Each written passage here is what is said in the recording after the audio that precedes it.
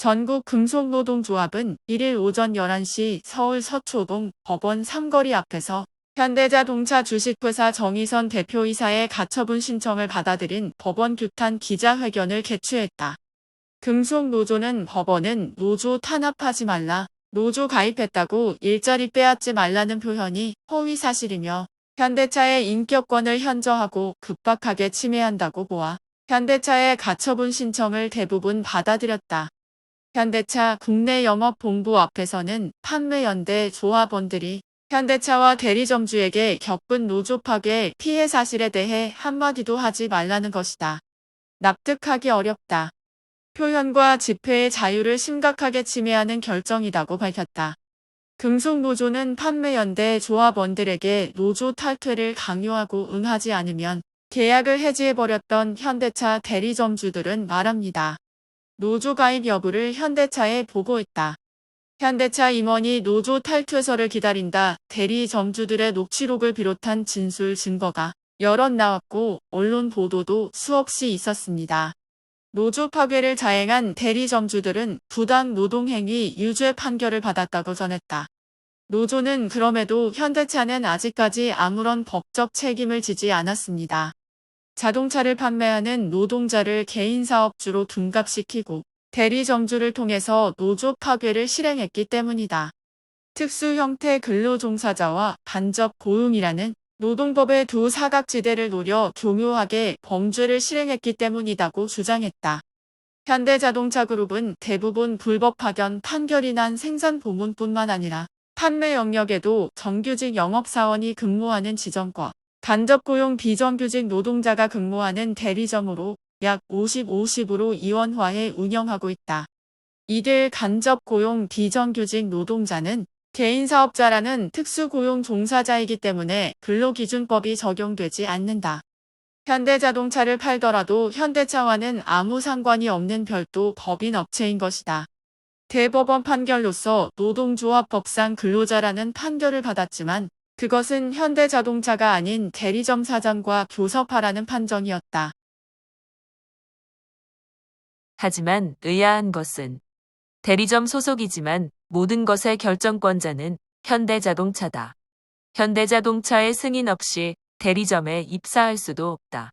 현대자동차가 제조한 자동차만을 판매하고 현대자동차의 직접적인 지휘 감독을 받으며 현대자동차가 지급한 계약서와 태블릿 PC, 현대자동차 명함을 들고 현대자동차의 시스템을 통해 판매하고 있다.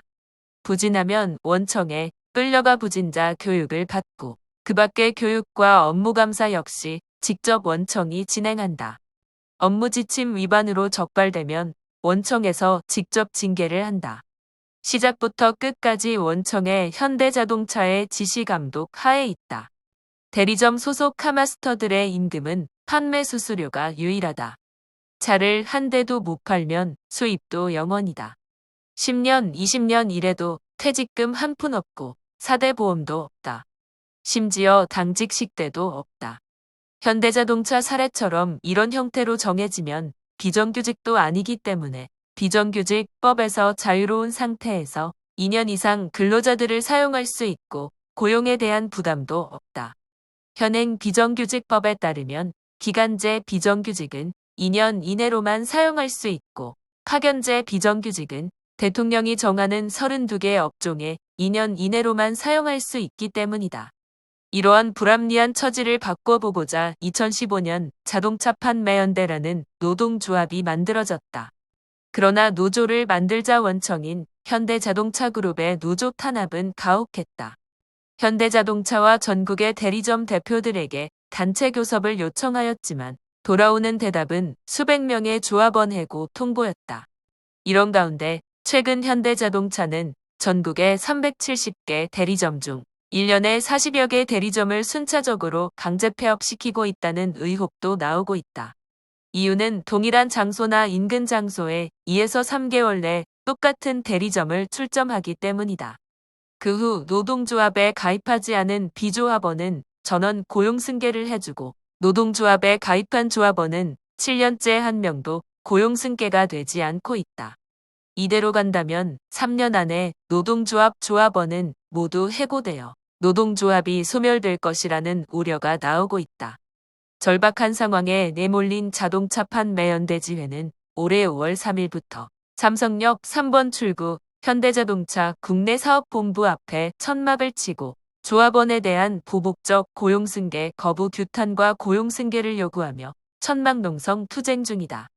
그러나 현대자동차의 대응은 용역을 동원해 천막 농성을 하는 조합원을 24시간 감시하고 법원에 시위금지 가처분 신청하고 모욕 및 명예훼손으로 고소하고 있다. 그중 현대자동차 정의선 대표가 신청한 시위금지 가처분은 지난 10월 14일 법원에서 대부분 인용되었다. 취지는 현대자동차와 직접적인 고용관계가 아닌데도 불구하고 현대자동차의 신용과 명예를 훼손하고 있다는 것이다. 그래서 노동조합은 가장 기본적인 노조 탄압, 부당 노동행위, 부당해고, 집단해고, 원직복직 등의 문구를 담은 현수막, 피켓을 사용할 수 없고 확성기를 통해 주장을 하거나 구호를 외칠 수 없게 됐다. 심지어 개인의 옷에 주의 주장을 붙이는 행위도 금지됐다. 법원은 재벌인 현대자동차의 신청을 받아들여 간접고용 비정규직 특수고용 노동자는 원청을 대상으로 어떠한 항의도 주장도 하지 말라고 결정했다.